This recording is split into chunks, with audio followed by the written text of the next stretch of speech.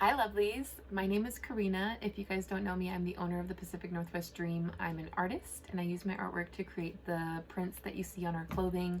I love what I do and I'm super happy to be here with you guys today. Right now, I'm gonna do a quick tutorial on how to print out our new pattern that we have for the cloth masks so that you guys can make these at home.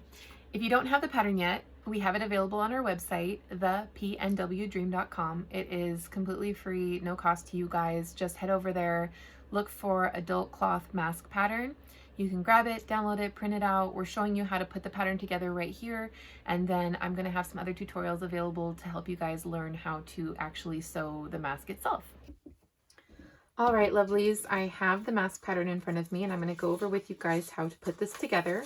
So we have the pages numbered 1, 2, 3, 4, and if you have the instructions, you'll see a page that shows this layout for you, and that will help for you to figure this out. Now, we have a border around each page so that when you line this up, you can do it a whole lot easier.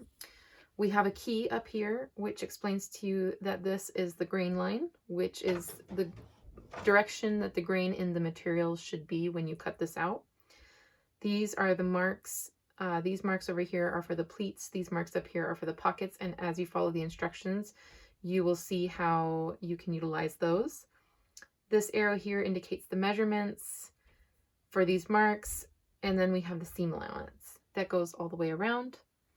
A couple other things on this pattern that I need to point out to you. This is the 1-inch square. This measurement is for when you print this pattern. First of all, you need to make sure that you have the setting, your printer setting to actual size instead of fit to page. And that will, if you do that correctly, then this little 1-inch square should measure at 1 inch by 1 inch.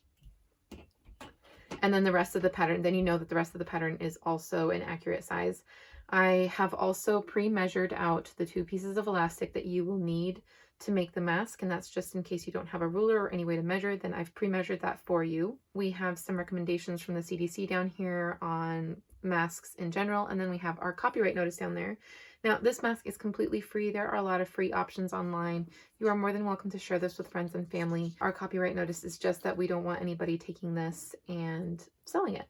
Let's get started. The way I like to do this is I like to cut off the edges, not all of them, but enough of them to line this up really nicely. So I'm going to cut down the edges of this, and then I'm going to cut down the edges of these. So let me show you what I'm going to do here.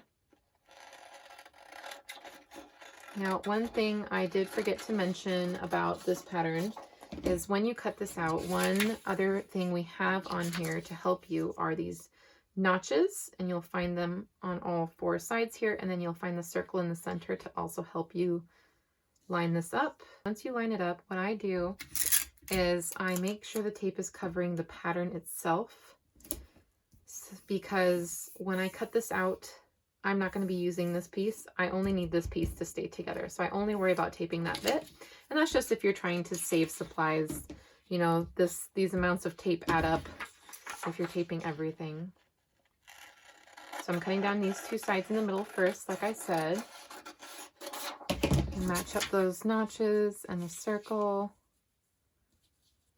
Try not to let it shift, which can be difficult.